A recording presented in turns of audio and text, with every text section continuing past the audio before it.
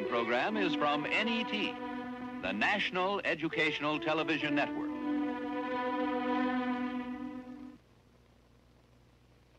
What we are trying during all these discussions and talks here is to see if we cannot radically bring about a transformation of the mind.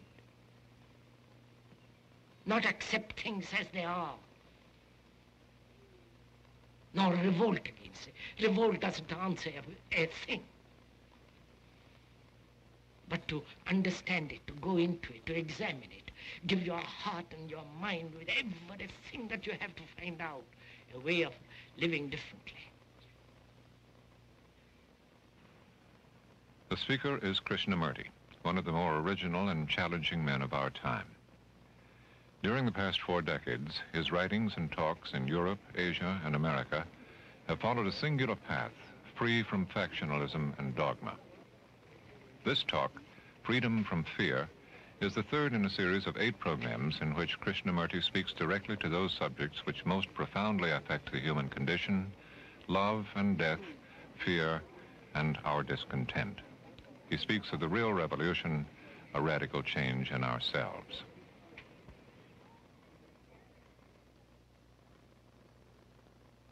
Considering what the world is now, with all the misery, conflict, destructive brutality, aggression, tremendous advancement in technology, and so on,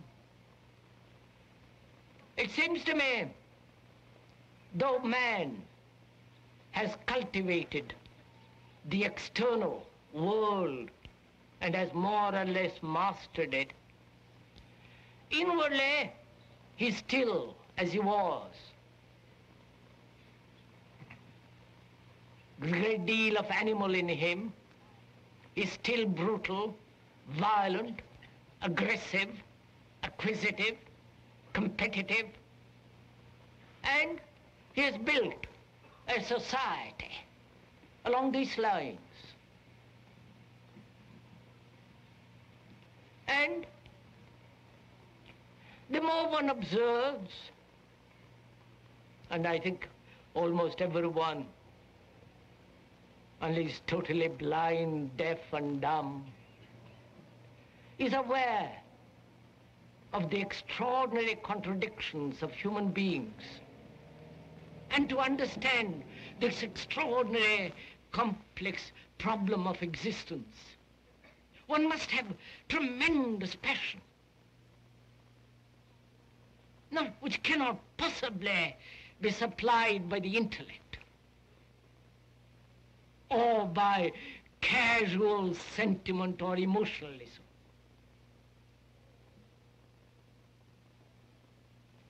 Or the passion aroused by committing oneself to a particular course of action, or belonging to a particular political or religious group. That does give certain quality of intensity, a certain elan, a certain drive. But through it all, there is the demand for gratification, for pleasure. And the whole structure of society, with its morality, with its gods, with its culture, with its entertainment, is based on pleasure. So we hope that you will so listen to what is being said, not hear a lot of words, to a lot of ideas, because ideas and words are not the fact. Ideas and words never bring about a radical revolution, a mutation in the mind. So we're not dealing with ideas and opinions and judgment. What we are concerned is with bringing about a radical revolution in the mind. And that revolution must take place without effort, because all effort has behind it a motive. And a revolution with a motive is not a revolution at all. A change becomes merely a modified continuity when there is a motive.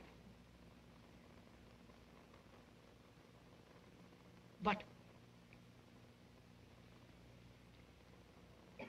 a mutation, a radical transformation of the mind can only take place when there is no motive, and when we begin to understand the psychological structure of not only of society, which is part of us, and to understand it, there must be the act of listening.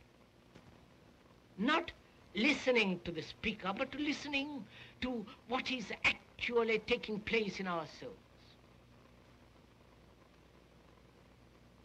So it is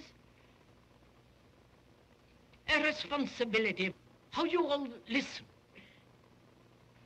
Because we are taking a journey together into the whole psychological structure of man. Because in the understanding of that structure and the meaning of it, we can then perhaps bring about a change in society.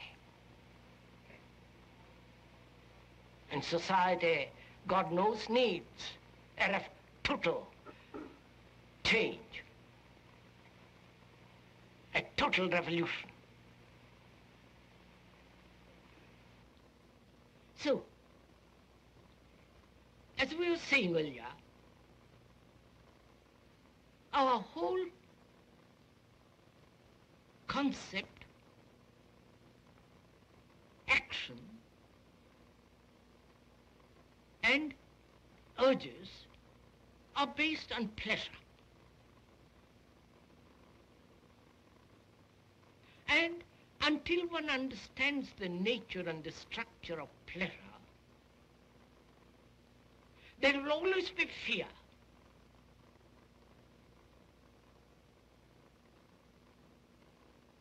Fear not only in our relationships with each other, but fear of all life, the totality of existence.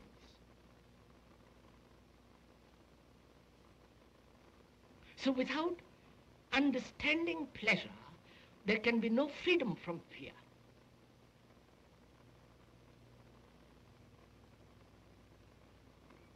And we are not denying pleasure. We are not advocating puritanical way of life, a suppression of pleasure or a substitution of pleasure, or the denial of that thing that we call great satisfaction. We are examining it. And in examination, there must be freedom from opinion. Otherwise you can't examine.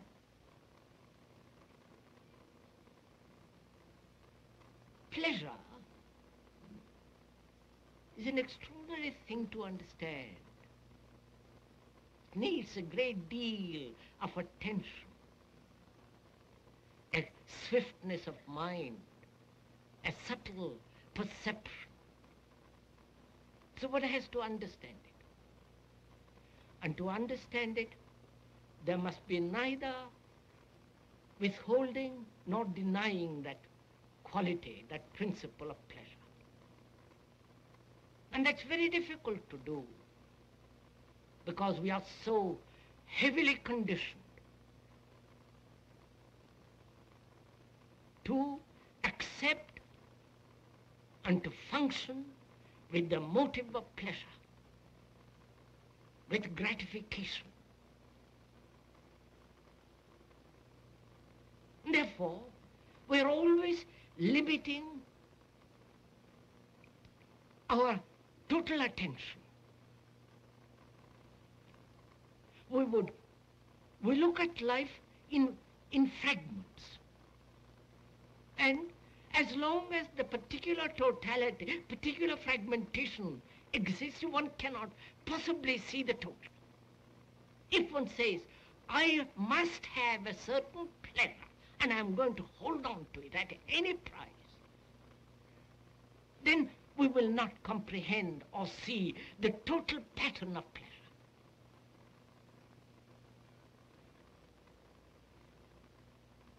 And we are concerned with seeing the totality of pleasure, what is involved in it. The pain, the frustration, the agony,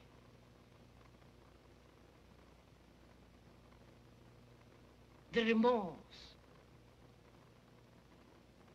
the ache of loneliness when all pleasure is denied.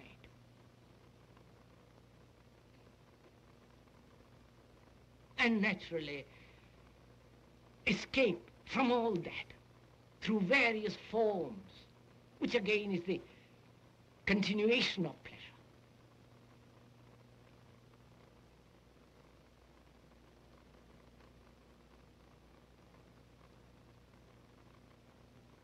And a mind that is caught, that is conditioned by this principle of pleasure, cannot obviously see what is true, cannot think clearly, and therefore it has no passion. It translates passion as sexual, or achieving some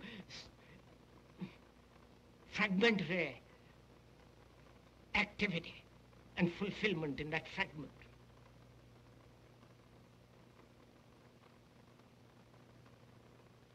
So where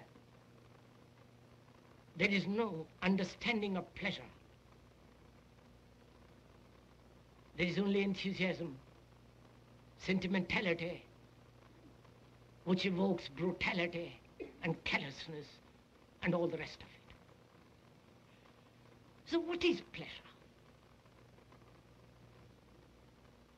Because without understanding pleasure, there is no love. Love is not pleasure. Love is not desire. Love is not memory.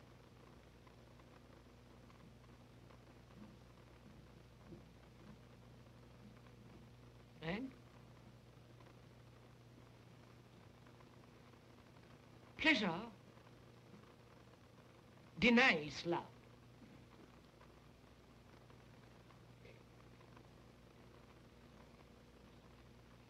Therefore, it seems to me, it is important to understand this principle. Surely, pleasure is desire.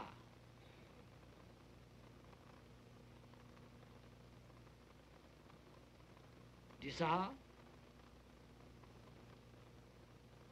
which comes into being very naturally when you see something which gives you a stimulation, a sensation. And from that sensation there is desire. And the continuation of that desire is pleasure. And that pleasure is sustained by thought. I see something, and in that contact with it, there is a sensation. The sensation is the desire sustained by thought, because thought is the response of memory. That memory is based on other experiences of pleasure and pain, and the thought gives to that desire the sustenance, the quality of pursuit and fulfillment. One can see this in oneself very simply. If one observes, it's all there in front of you. And the quality of observation cannot be taught by another. And if you are taught how to observe, you cease to observe. Then you have merely the technique of observation, which prevents you from actually seeing yourself. For yourself is the whole of mankind, with all the aches and the miseries, with the solitude and loneliness, despair, the utter loneliness of existence, meaninglessness of it all. And when you do so observe, it unfolds endlessly, which is life itself. Then you know you're not dependent on anybody, on any psychologist, on any theologian, or any priest, or any dogma.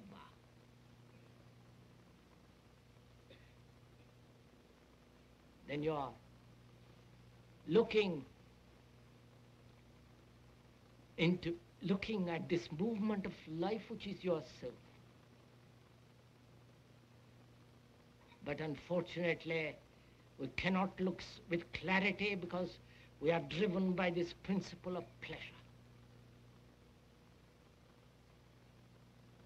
So to understand pleasure, one has to understand the structure of thinking.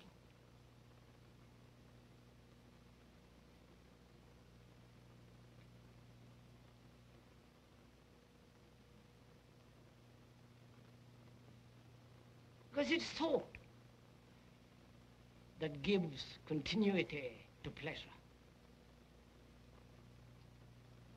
I've had a pleasure, an experience of pleasure yesterday of different kinds, and thought thinks about that pleasure.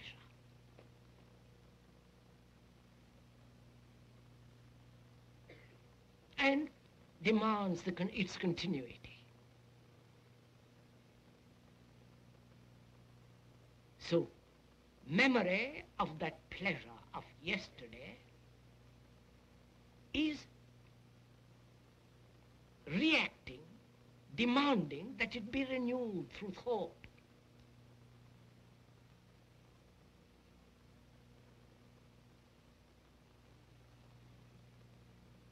And thought is time, thinking about the past pleasure, past gratification, yesterday's delight and enjoyment. And that thought demands its continuity now. And thought projects the tomorrow's pleasure.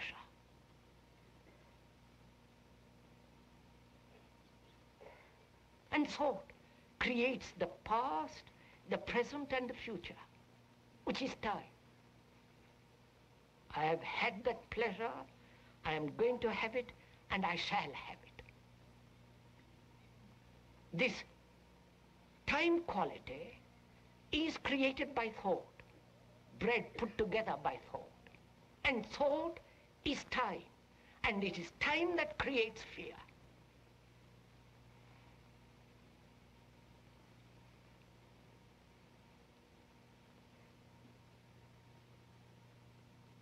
And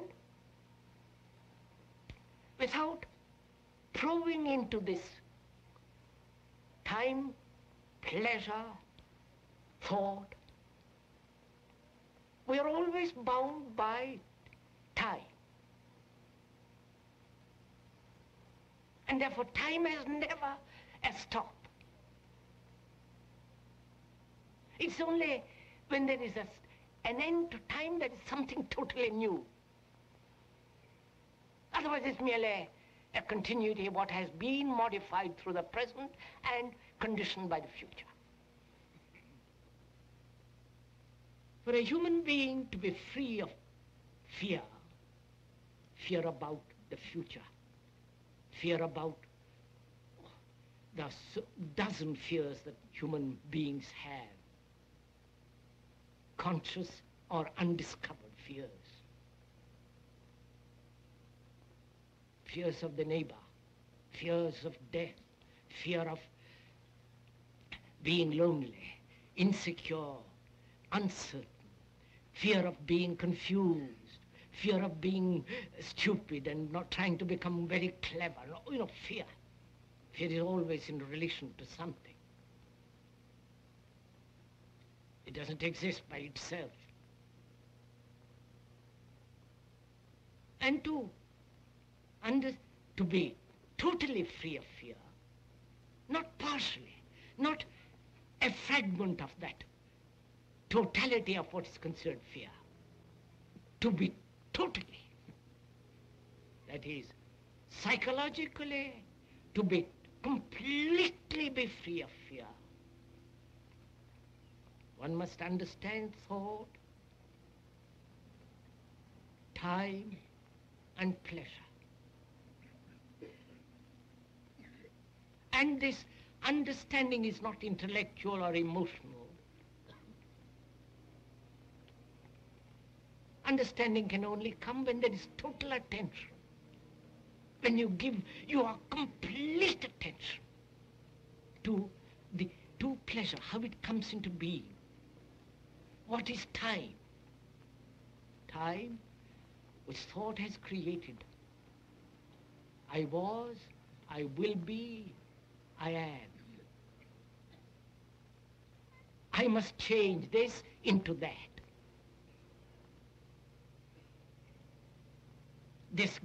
This idea of gradual process, this idea of gradual psychological evolution of man.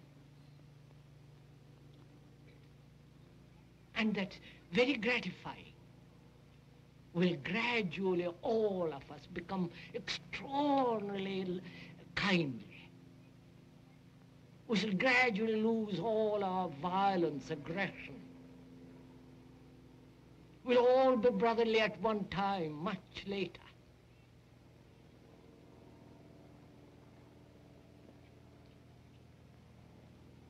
This gradual concept, which is generally called evolution psychologically, seems to me so utterly false.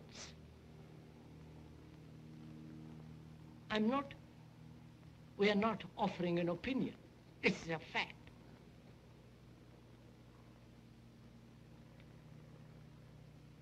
Because when you give your attention to something completely, there is no time at all. You don't say, I will do it tomorrow. In that state of attention, there is neither yesterday, today, or tomorrow. Therefore, time has come to an end. But that ending of time cannot possibly be when there is the center as the principle of pleasure. Pleasure has in it pain. The two things cannot be separated. Pleasure is pain. If you have observed,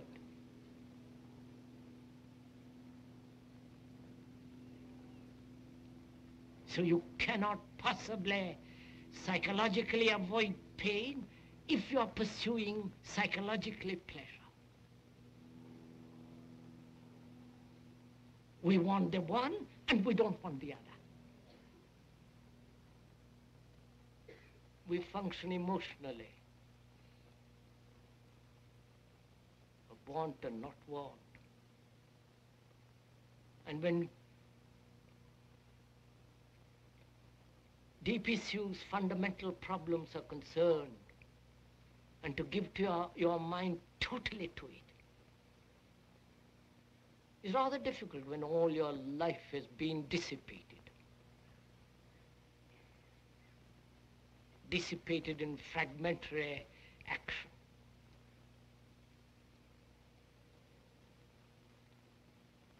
And when we do act totally, we only do it when there is a crisis. Then you wake up and give your whole attention. And this is a crisis. A talk of this kind is a crisis, is a challenge. You can't just push it aside.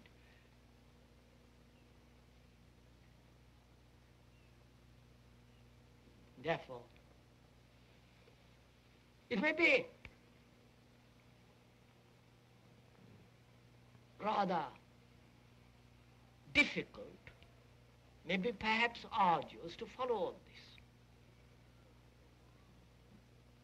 But it won't be arduous if you're following your own state of mind. You know, it's like sitting on the bank of a river and watching the river waters go by. And when you so watch, there is neither the observer nor the observed.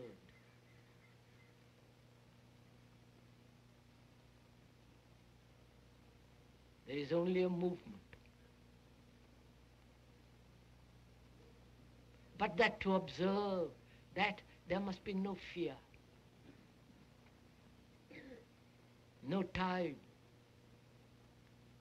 no sense of pleasure and the demand for gratification. Then in that state you can observe the whole movement of life.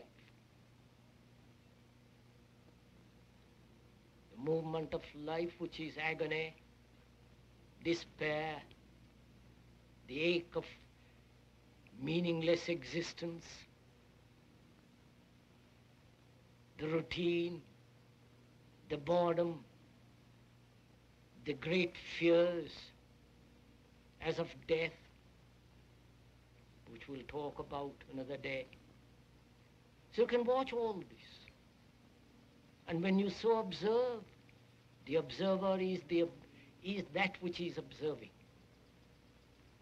And then you can go beyond all this. And the mutation can only take place in the mind when time, pleasure, and fear have come to an end, and therefore there is a certain dimension of quality which cannot be approached through thought.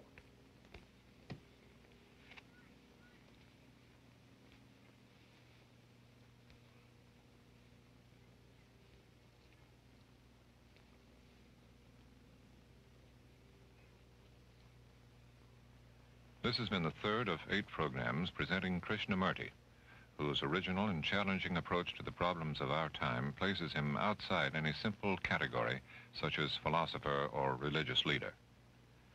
Filmed in the Ojai Valley in California, the series represents the first time that Krishnamurti has permitted his talks to be filmed. The next program is called Meditation.